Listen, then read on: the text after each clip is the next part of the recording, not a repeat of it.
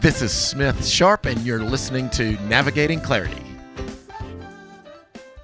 Hey everybody, welcome back to another episode of Navigating Clarity. We're so great you've joined us. Today we're kind of going to start something new. We're going to do something new? We're going to do something new. This is Navigating Clarity. Navigating Clarity. What do we mean by that? So we're going to clarify people's questions now. Okay.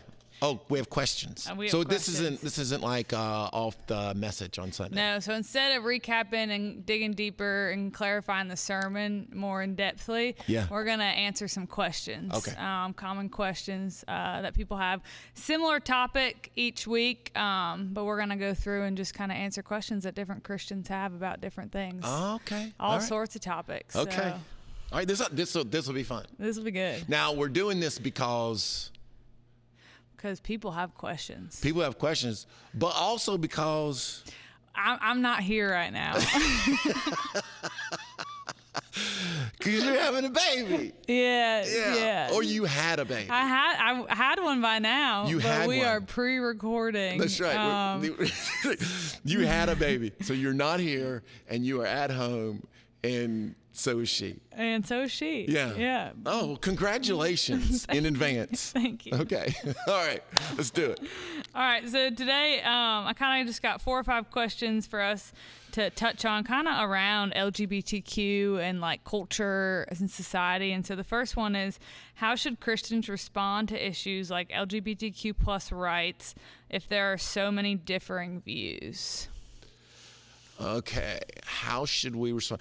Can you break that down for me a little bit? Like, what do you like rights? What are we talking about when we say that? Like, what are we saying? Like, how do we respond to rights that they their have? Rights, like that what they believe is right. Like, how should we respond to people that might use the example all the time, believe they're a cat, or believe they were born female but they believe they're male, and the rights that they just feel like they have in society.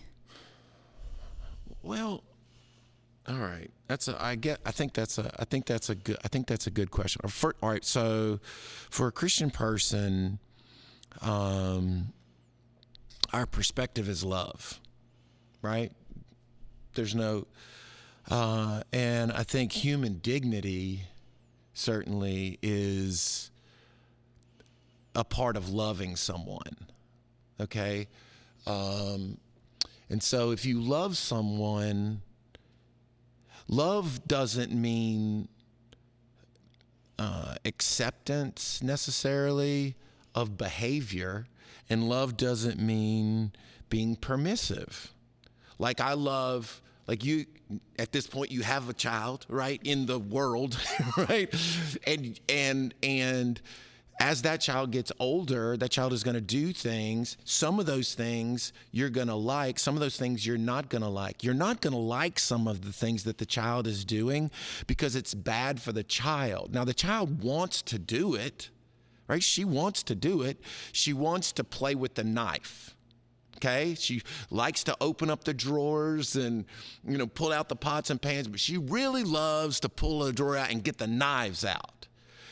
Now, you're not going to let her do it, and she's going to pitch a fit, and for whatever, because she's going to think you're not being nice to her because you're not letting her play with what she wants to play with. All right, that's a great example of love is not permissive. Love doesn't just accept whatever somebody else wants to do. In fact, love says no, right, when something is detrimental. If somebody thinks that they're a cat, maybe it's fun, maybe they enjoy it. Are they a cat? No. They're not a cat. And if they think it's good for them to be a cat, it's not. What about someone that was born female that all right, hang on a changed second. to male? For me to go along, I don't dislike the person. I don't say they have to change in order for me to care about them. I'm just going to say you're not a cat.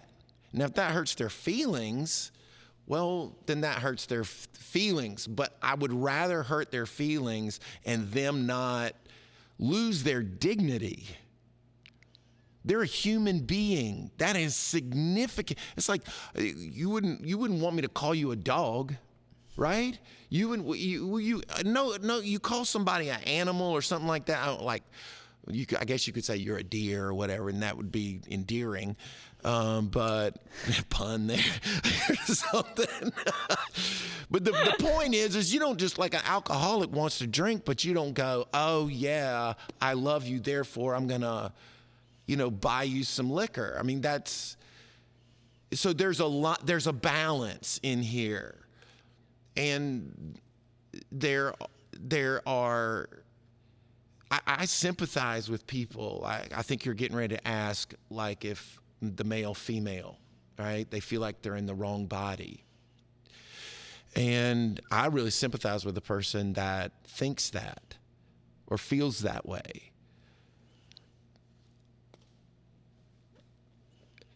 God made us male and female.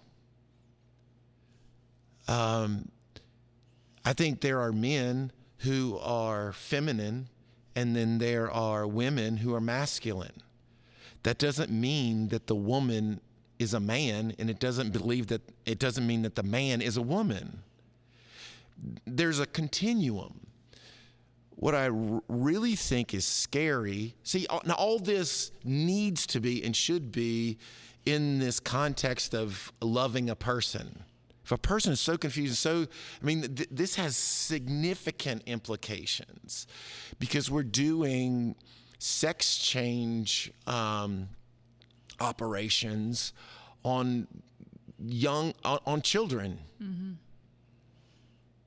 Or we're giving them hormone blockers, or we're doing all this stuff that messes with their body when they think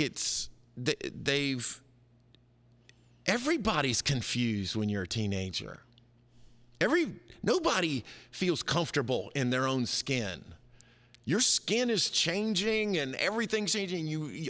The one thing you feel as a teenager is awkward. And I think we're sending people messages that if you feel awkward, then there's something wrong. And that thing that's wrong is that you may be are transgender or some solution like that. So I think I think culture is leading people in a direction rather than helping people where they are. So this isn't, what is the Christian response to that? The Christian response to that is to try to help people navigate clarity, right? It's like if you're 12, you still believe in, people are talking about how they know their own gender when they're 4 or 2, and that is the most ridiculous thing. I didn't even know what the word gender meant when I was 4 or 2. That was ridiculous. Boys dress up in dresses and do all kinds, and so do girls. Girls do all kind of things that boys do when they're young. It doesn't mean they're boys, and I think we're getting that. I think the sad thing is that we're taking that confusion and then we're treating it in a way that creates just a lot more confusion. I was going to say we're just making children more confused. I think we're, but rather than just helping kind of walk through it, we're trying to solve the problem here at age 12, when what we really need to do is let the development of the person go until they're 20, really. At least I would say that. And then I'm just throwing that out there. I'm just saying we need to give it time so that they don't get to 20 and go, man, why did y'all let me do that when I was 12 and now I'm stuck in this, I can't have children. We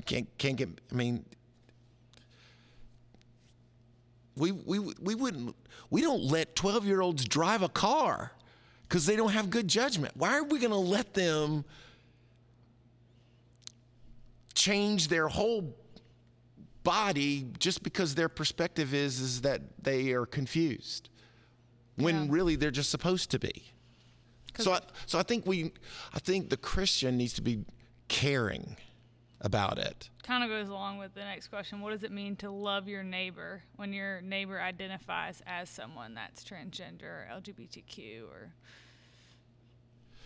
kind of goes along with what you were saying? Yeah, I mean, what do you think the answer to that question is? To love your neighbor? Yeah. Well, God calls us to love our neighbor as ourselves. And so whether they're LGBTQ or not, we're still called to love them. Right. Doesn't mean we accept them where they are and we leave them. We want them to change. We want them to grow into who God has called them to be, because God created us in his image. And so I think that we're still called to love them. We just don't. Love doesn't mean acceptance. And I think that's a big point in this whole you want to do what is best. Okay, so Jesus, the woman caught in adultery, he doesn't say, okay, I protected you from these guys, now go back to your adultery. He doesn't say that. He says, go and sin no more. Stop this. Stop what's going on. And so he cares about the person, right? He doesn't condemn the person, but at the same time, he acknowledges that what she's doing is not good for her. It's not a good life. It's not a good life for her. And I think that's where we are. And I think where we get into this battle is that there's a whole community, there's a whole culture that's condemning Christianity and criticizing anybody who wants to say that permissiveness isn't the best solution. And I think the other side is saying, no, you have to be permissive or you have to be accepting. And if you aren't, then you're not loving. And that's just not the case. Well, all over is love is acceptance. It's everywhere. It's sloganed everywhere in culture. Really? Like where do you see that? Oh, on social media, on signs, like rainbow flag signs. Yeah, love is acceptance. Yeah. And I think that's where we've gotten ourselves confused. Even Christians have gotten confused. Yeah. Yeah, yes, because it feels like it. It feels like it. You know, when Jesus with Zacchaeus, and Zacchaeus had a lot of money, but he was cheating. And Jesus didn't say, I accept you just the way you are, and I'm gonna, and let's be careful with that. We love the person where they are. We don't accept their behavior, what they're doing, right? But all right, so if I didn't love the person, I would just accept their behavior. Just leave them where they are. But Jesus is like, you know what? There's something far better. There's something so much better that I have for you than this life that you're choosing for yourself. You've traded in all your friendships. You've traded in your family. You've traded in your country. You've aligned yourself with Rome. You're just empty and starving on the inside. Look, change. Think differently. I love you too much to leave you in a sewer, right? And that's what Zacchaeus did, right? He changed his life. And the evidence of it was, I'm giving all this money away. I'm walking away from this because it's been killing me. Now I'm drinking clean water. You know, this was dirty water over here. I'm drinking clean water now. And I think that's what the whole and we're rolling this all up into, one lump of people. But I think there's a lot of different things that are going on within that population. And I think they don't even agree with themselves in a lot of different ways. But I think Jesus does have the answer to it. That there is another life that is far better than the one that you're going down. The Roman centurion, you know, it's endless. You know, the world turns you into Legion. You know, the guy that had all the demons and everything. And it was just beating him up and him hurting himself. And that's what accepting anything and everything, that's where that leads. So kind of going off that, how do we respond if a core part of our culture feels at odds with Christianity? So what's the Christian response? Yeah, you know, in the first century, the culture was totally against Jesus. It was 100% because they're in Israel, they're in Jerusalem, like in the very beginning, and you know the prayer when Peter and John healed that guy that had his legs were messed up, and they thought that they were going to kill Peter and John. That Sanhedrin had them, and the Sanhedrin they were going to kill them, and they came and they knocked on the door, and the disciples opened the door, and there was James and John. They came in. Very scary time for Christians because the whole culture opposed them. And what they did was they prayed, and they got this picture of who God was and what God wanted for the people. And then they prayed for boldness, not arrogance, not condemnation, just boldness, just to be able to speak the love of God, because that's the clean water. If you really believe it, you know, if you really believe it, you really think, and I really believe it, and I really think that because I drank the dirty water, and then that clean water came along. And try to be satisfied with the dirty water, you never get there. And see the problem is for as I see it, one problem anyway, for all the transitioning kind of people, is that they have this demand that the world validate them. And when you're in Christ, you don't have that. You don't need that. In fact, that's the thing you reject.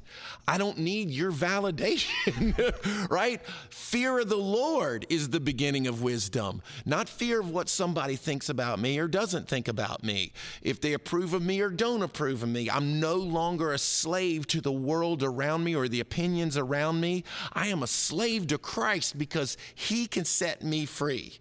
Whom the Son sets free is free indeed. And see, that's the liberation. That's the liberation that I think everybody is ultimately looking for, and what I really believe you can't find in some other way other than Christ, other than Jesus. And that's what we're missing, because yes. we're going after the world. That's right. And so trying to you can get people and they can accept you and they can whatever, but nobody accepts everybody. The world is never going to accept everybody. The community itself doesn't even accept all of its parts and pieces the way the parts and the pieces want to be accepted. Right? They don't even that. I think if you're gay or lesbian, and the whole transgender things tends to mess with some of the validation they want, you know, and being able to get married, and you were born that way or you weren't born that way, and it messes with all of that. So I think there's internal difficulties, and there always will be on the world side of things. Yeah, that's good right there.